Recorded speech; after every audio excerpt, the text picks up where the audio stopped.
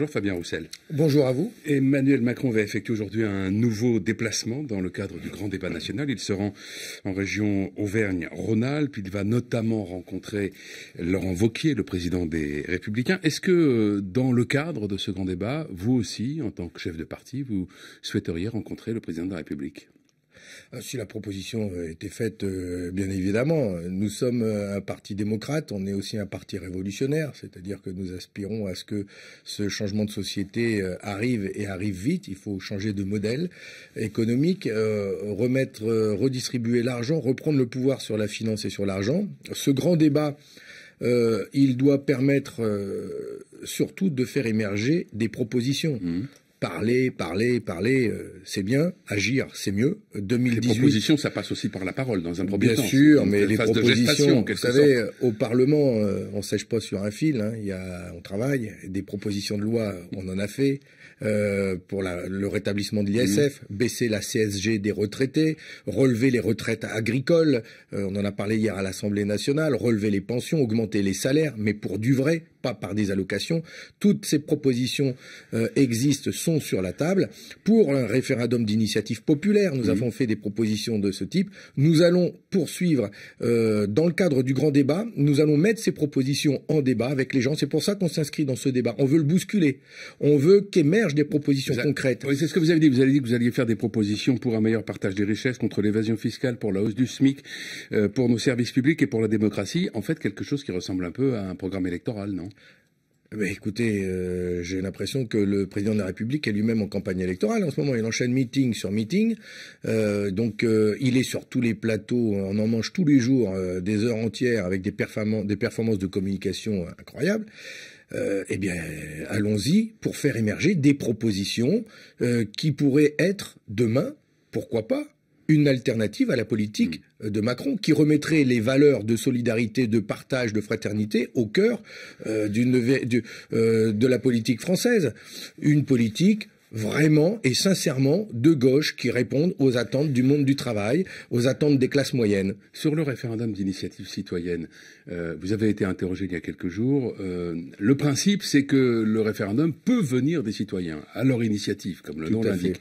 Et la question vous a été posée de savoir si éventuellement un référendum devait advenir sur la question de la peine de mort ou du mariage pour tous. Vous avez dit, écoutez, pourquoi pas, si c'est les citoyens le demandent. Et vous avez ensuite corrigé en disant uniquement des questions qui vont vers le progrès, enfin des référendums. Alors comment on fait ? Parce que soit il est véritablement d'initiative citoyenne, soit il ne l'est pas. D'abord, il y a une exigence de démocratie qui est extrêmement forte. Oui. La République, la Ve République, ne répond plus. Donc il est temps de lui faire son pot de départ et de construire la Sixième République. Ça veut dire un changement profond de nos institutions, revoir la Constitution. Ça passera par la possibilité de référendum d'initiative populaire citoyenne, avec des propositions de loi qui viendraient des citoyens et des demandes de citoyens qui pourraient par référendum l'abrogation de lois si après un an ou deux de leur mise en œuvre, il apparaît qu'elles ne répondent pas aux attentes. Donc oui, nous sommes favorables à ça. Sur tous les sujets, d'abord, on peut pas dire pas là-dessus, pas là-dessus, pas là-dessus, pas là-dessus. Sinon, les citoyens, les Français, ils vont nous dire vous nous moquez de nous.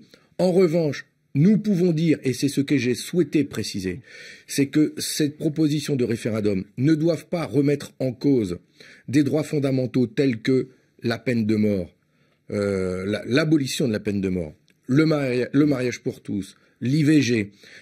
Ces questions, ça, on le grave dans la Constitution auparavant et on dit c'est intouchable. Ces questions ont fait l'objet de grands débats dans notre pays. Et donc, ils font partie des grandes avancées dont la France est fière. Il ne s'agit pas de les remettre en cause. Et donc, nous pourrions décider de référendum d'initiative citoyenne qui ne remettrait pas en cause la Déclaration universelle des droits de l'homme, qui ne remettrait pas en cause les conventions internationales du droit du travail. Par exemple, ça pourrait être deux cadres qui nous permettraient d'organiser des référendums.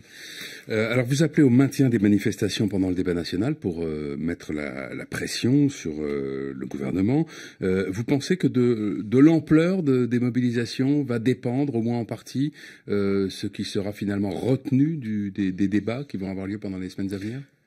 En fait, nous pensons au Parti communiste qu'il est plutôt sain que les gens s'emparent du débat et expriment fortement ce qu'ils attendent de ce gouvernement qui est aujourd'hui... Mais la mobilité, les manifestations, c'est une façon de s'exprimer aussi. Mais bien sûr... il faut y aller dans ces manifestations. Comme moi, j'y étais samedi dernier à Lille et voir ce qui fleurit sur les pancartes qu'ils écrivent eux-mêmes sur des bouts de carton avec des feutres, des coups de pinceau, où c'est écrit nous avons retrouvé la fraternité sur les ronds-points, nous voulons maintenant la liberté et l'égalité. Des pancartes qui expriment leur rage contre l'évasion fiscale, leur souhait de rétablissement de l'ISF, l'augmentation des salaires, le pouvoir d'achat. Ce sont ces questions-là, c'est quand on est dans les manifestations que l'on voit quelles sont les questions prioritaires qu'ils expriment. Et c'est là où on voit le décalage dans les propos du gouvernement, qui lui surfe donc sur ces grands débats et l'image qu'ils veulent en renvoyer, mais où j'ai rien vu apparaître, et si ce n'est le président de la République qui a dit l'ISF, c'est pas la peine, faut pas revenir dessus. Et donc, tant qu'il dira ça, et je suis désolé, mais il faut passer par des mobilisations les plus larges, les plus citoyennes, les plus pacifiques possibles. On a appris hier qu'une liste Gilets jaunes est en train de se constituer pour les élections européennes. Elle serait conduite par Ingrid Levavasseur, une jeune femme aide-soignante. Je crois qu'on a beaucoup vu au début du mouvement. Alors, une liste Gilets jaunes, pas celle-là en particulier, mais serait créditée de 13 voire 15% des intentions de vote aux européennes. Est-ce que c'est une bonne chose? On peut pas dire que c'est une mauvaise chose que des gens aient envie de participer à un scrutin, déjà. C'est la démocratie. En revanche, je pense que cette Europe, elle nous fait beaucoup de mal. Les traités économiques européens ont généré de la pauvreté, de la concurrence entre les peuples, et il y a besoin de la transformer en profondeur. Et je préférerais que toutes celles et ceux qui contestent ces traités européens et qui aspirent à une Europe des peuples qui seraient souverains mais qui pourraient travailler ensemble, coopérer ensemble, je préférerais que tout cela, nous puissions nous rassembler pour être une force demain. Parce qu'aujourd'hui, on sent bien que c'est pas ça qui domine dans le débat.